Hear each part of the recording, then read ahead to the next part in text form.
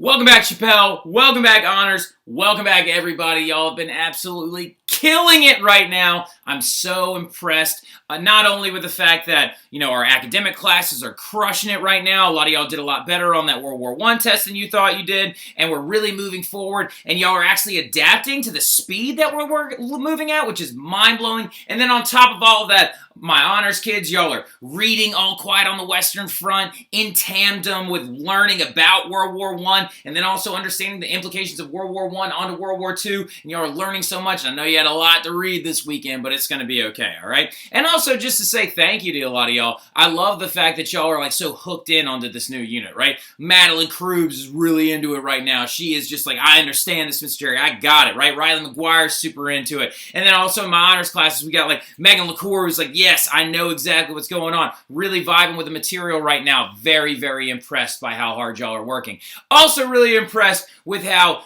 y'all are understanding what everything is going on. Y'all understood the Roaring Twenties. You understood the fact that the Roaring Twenties are not that roaring for everybody, right? Because racist activity was still a really big deal. Eugenics was on the rise in the 1920s. Y'all also really understood the implications in class when we talked about the financial crisis that actually was caused by the stock market crash in 1929 in tandem with the Dawes Plan and everything, that the U.S. money was the thing providing relief for most of the world at the time, right? And the really cool thing was how focused and intense I saw all of y'all looking into the ability or the tactics used by these terrible, terrifying, evil fascist dictators, Mussolini and Hitler, to trick and convince an entire population that their ideas of hate were okay when they actually were not, and that they were actually going to be ended up using them and using their hate and directing it against other people,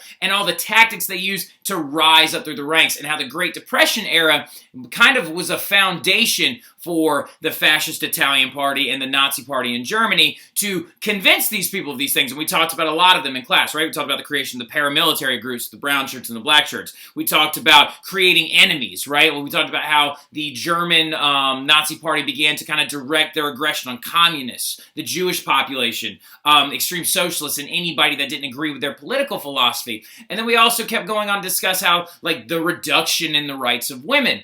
Now, another really big thing, though, that they used is you have a Great Depression era and you have 30% of your country unemployed. So how do you figure out a way to then continue to curry the favor of these fractured, emasculated, shattered masculinity men to adopt your ideas of hate if you're an awful person like Hitler or Mussolini? Well, you do a big thing. You promise them work. You make work for them. You employ men in your paramilitary groups, which they're going to start paying these men in the paramilitary groups, but then also every man can't work in a paramilitary group. You got to have some other options for them. So they start creating labor services. One of the biggest ones in Italy, this is fascist architecture in Italy.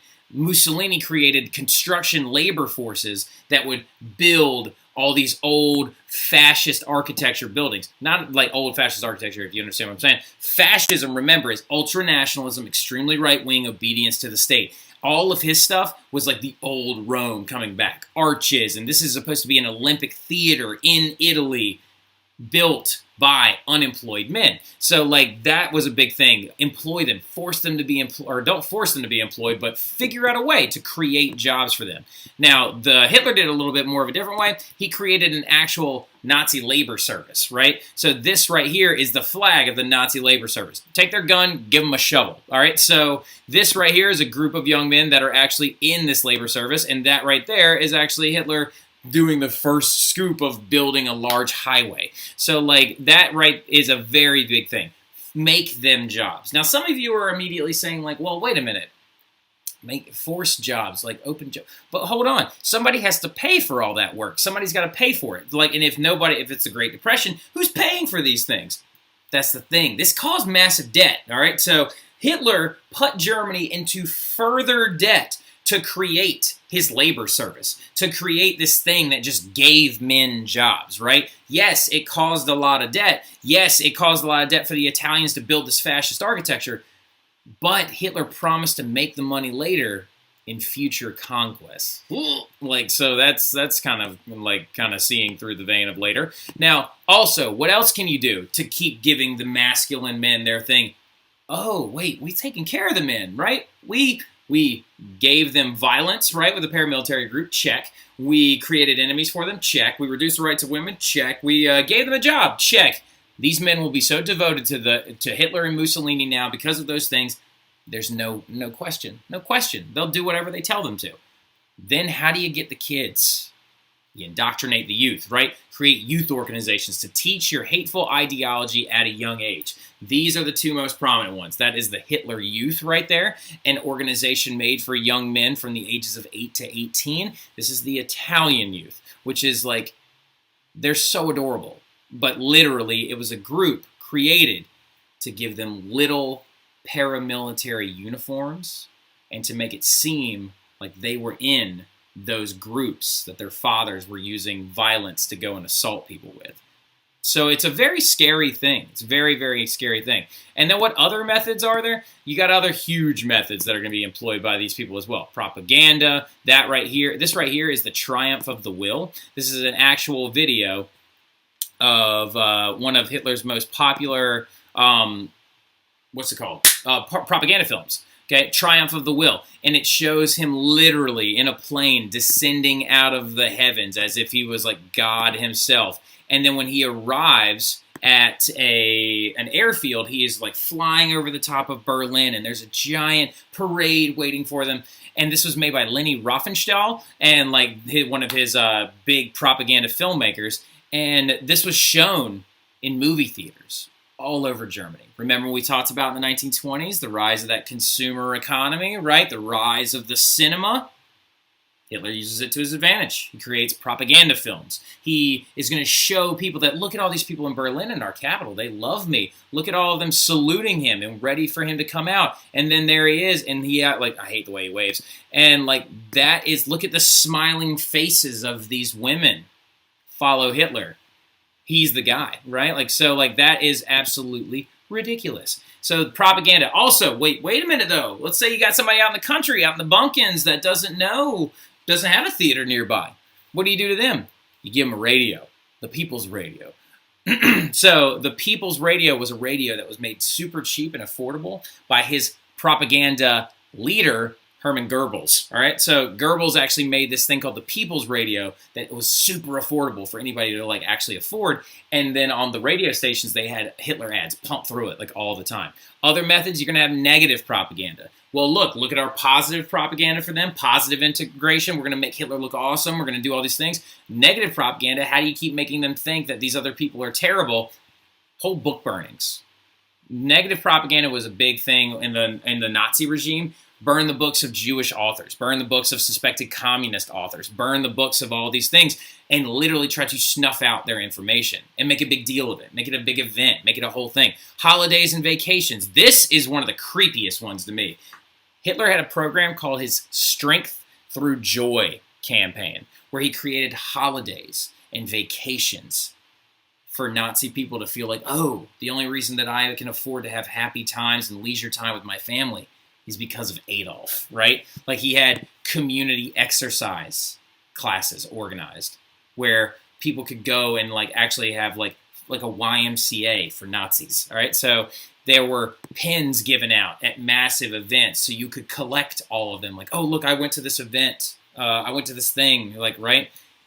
And then he even had a car built for his people as well called the Volkswagen, the people's car, right? And so, like, very, very affordable car for people. So this is a scary thing. It's super creepy, right? Now, what are our other approaches? What are our other major approaches? Well, Stalin's a little bit different. I know that was a little weird cut, and I dropped down here real fast, but you know what? I had to double check on the time to make sure I wasn't taking too long. But Stalin, anyway, getting back to him, we're going to kind of pick up speed a little bit here. So if you need to pause, just so you can kind of jot some things down, but make sure you listen to this, right? It's very, very important, or else you won't understand what's going on.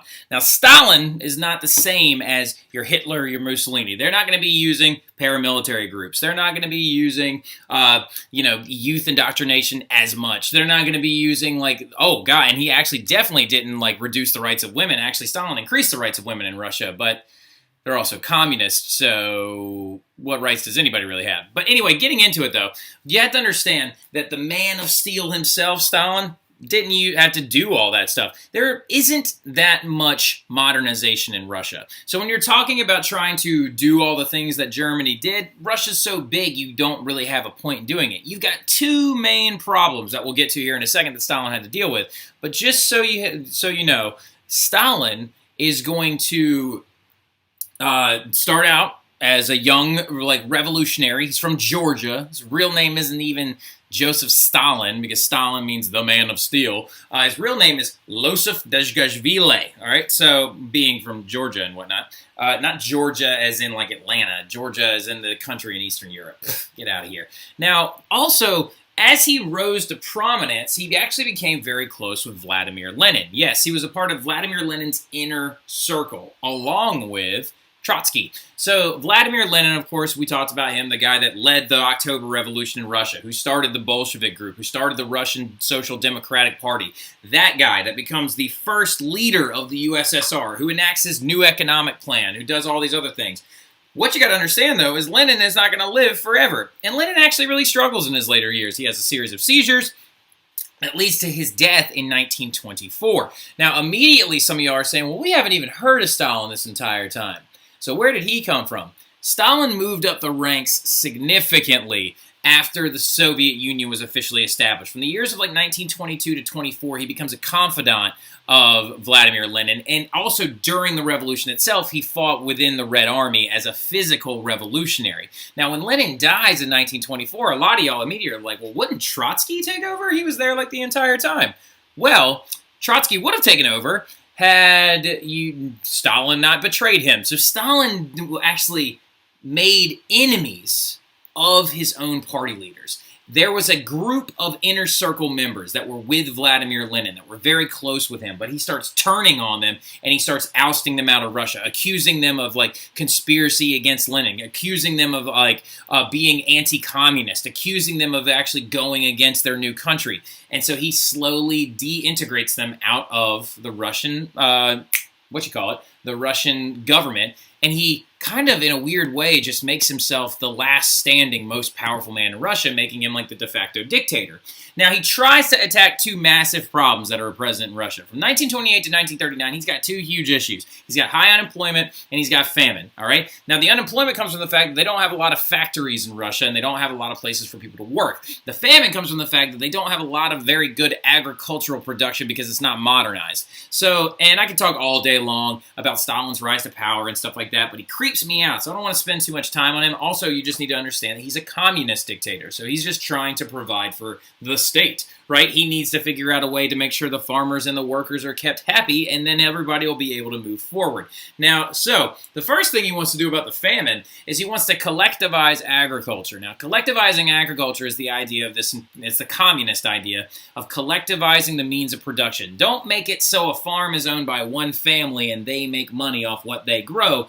No, you make it so the state owns these massive farms that produce enough food for the entire populace. So, problem is, who are those well-to-do farmers that own small farms and actually are known as these demons, according to Lenin and Stalin? The kulaks, all right? We talked about them in the Russian Revolution, the demonization of the kulaks, the mass execution of the kulaks. Apparently, at one point, Vladimir Lenin was quoted as saying, hang no less than 100 kulaks for the public to see.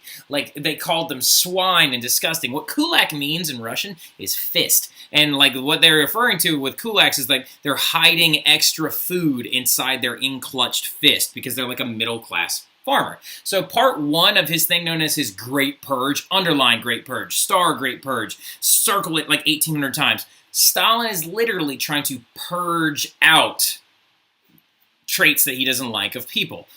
So what you have to understand is you purge when you throw up. You're getting rid of something, okay? Stalin wants to get rid of the kulaks, these middle-class farmers, because he believes that they're holding on to good farmland and all these other things. And so he goes and he has his Red Army execute livestock, execute kulaks and their families, strip them of their land. But the big problem was it was a massive backfire because famine actually got worse. When he collectivized agriculture, 10 million people died from starvation. So So when his original plan for his Great Purge didn't work, let's just blame the kulaks and let's just go take all their land.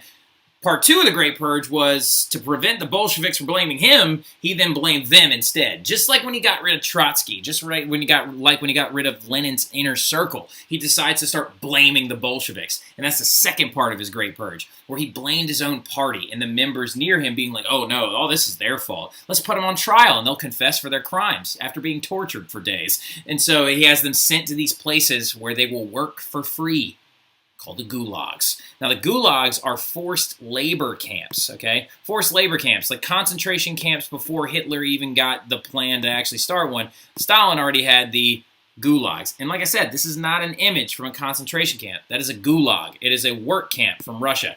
Now, this right here is a great image of Stalin's Great Purge, of his second phase of his purge, where he blamed his own party. Notice that in the top picture, there's 1, 2, 3, 4 men. And then in this one, there's only 1, 2, 3. And then in this one, there's only 1, 2. And then there's just him. It's because as the years went on, he kept blaming these party members, and they were stricken from records. He would have them executed or sent to the gulags, and they would be doctored images released, where they were no longer in them, as if they never existed. Now, that's creepy. Stalin's freaky. And the Americans like to call him Old Uncle Joe. All right, so now, also, how do you attack unemployment? Well, just so you know, he has a plan for that. Just like every communist leader has a plan. You hyper-industrialize, and you give your plan a fancy name. And so he calls his plan the 5-year plan. He proclaimed this 5-year plan starting in 1928, but not really getting off the ground until 1932, that in his 5-year plan, he would create a system 2 plus 2 equals 5.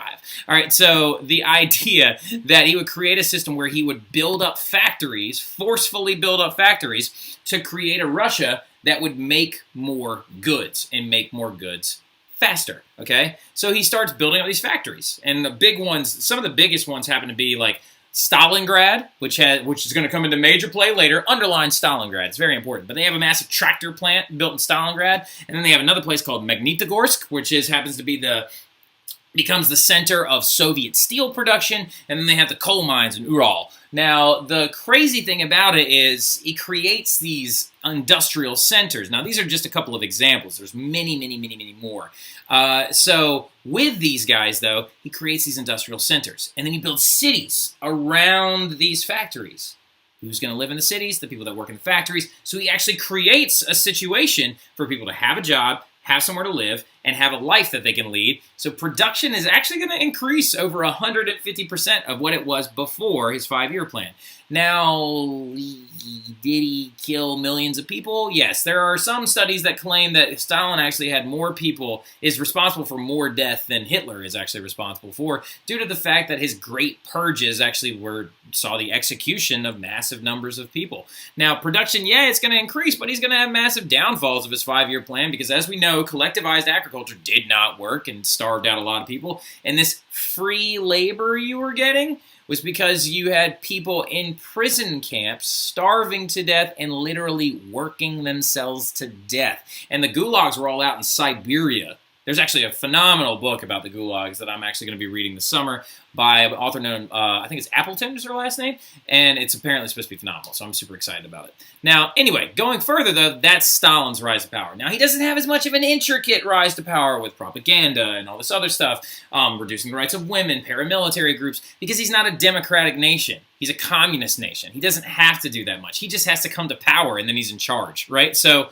now it's a little bit different, though, because then some of you are like, oh, well, now we're going to talk more about the other guys, like in Germany and Italy? Nope, we gotta take a second, all right? Because meanwhile, in the East, Japan, what the heck are you doing? You have to understand, this adds the element to World War II that contributes to the Western civilization story. Yes, we're taking a Europe-focused lens all the time, but Japan is heavily involved in this. So Japan causes a massive ripple effect in the Eastern Hemisphere. So meanwhile, over in the East, Japan decides to start invading China, particularly an area known as Manchuria. Now, Manchuria is in northern China, near Korea.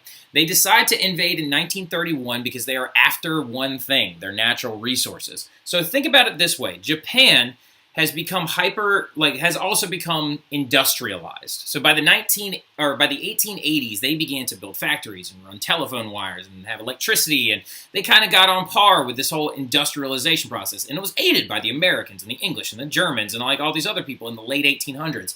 And so the Japanese, that's why they were able to beat the Russians in the Russo-Japanese War. It's because they were actually much more modern than people realized. But the problem is, Japan's a series of small islands. They don't have that many resources to mine or to use, so they decide to invade China to get some of theirs. So when they invaded northern China in 1931 for the natural resources, they never issued a declaration of war. They never did any of the proper steps, and this violated League of Nations rules. So Japan said, oh, I broke rules for the League of Nations, but I'm still going to want those natural resources. So they just refused to leave China, and instead they just leave the League of Nations. And that started the Second Sino-Japanese War. Notice I say second, because Japan and China have had a war with each other before. Now, this was going to last from 1937 to 1945. So with this whole thing, though, who were their leaders? Oh, well, there's two of them that you need to know about. You have one that was called the God Emperor, known as Emperor Hirohito, and then he was a very young man, only in his 30s, but in Japanese culture, they revered their leader as like a godlike figure. And then you have your war minister, Hideki Tojo, all right? So Hideki Tojo is going to be another massive player who becomes the leader of their government during World War II, okay? He becomes like their prime minister and their direct de facto leader, okay? So this is going to lead to a lot of terrible atrocities. The Japanese Nanjing Massacre is probably the worst one, or Nanking is also what it's referred to as. In 1937, in the process of invading China, they were after one particular city, the city of Nanjing, which at the time was the capital of the Republic of China.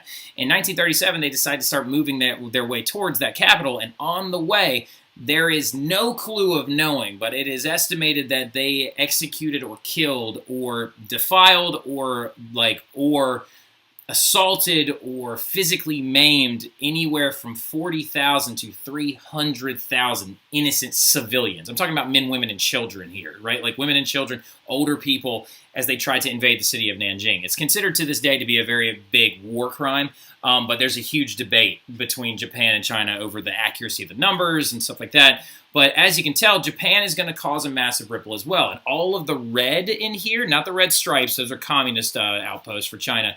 All the red right here, that is going to be claimed territory by Japan. So as you can tell, Japan took over a massive swath of land because they're after more goods and they were starting to get extremely greedy. Now, we got to keep moving though, okay? So now they have their support.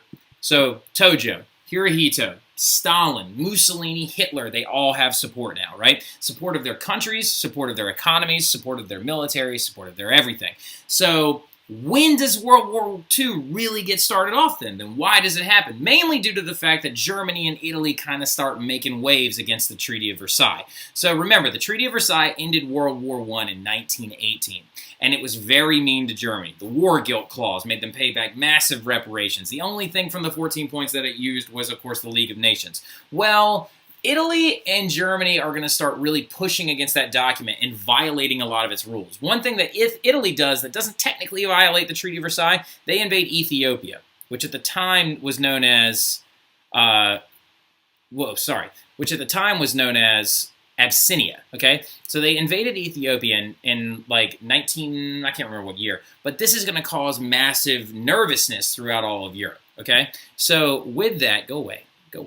With that, it's going to cause a massive amount of nervousness. Now, by 1935, the Treaty of Versailles says that Germany can have an army of no more than 100,000, that the draft is banned, that they are not allowed to have an air force, that they can't have submarines, and that they have to have an insanely small navy of only 12 battleships. Well, Hitler brings back the draft and makes 500,000 men strong. 13 million total would actually serve in World War II. Hitler also then created the Luftwaffe, the German Air Force. Luftwaffe, very important. Underline them, star them, circle them, okay?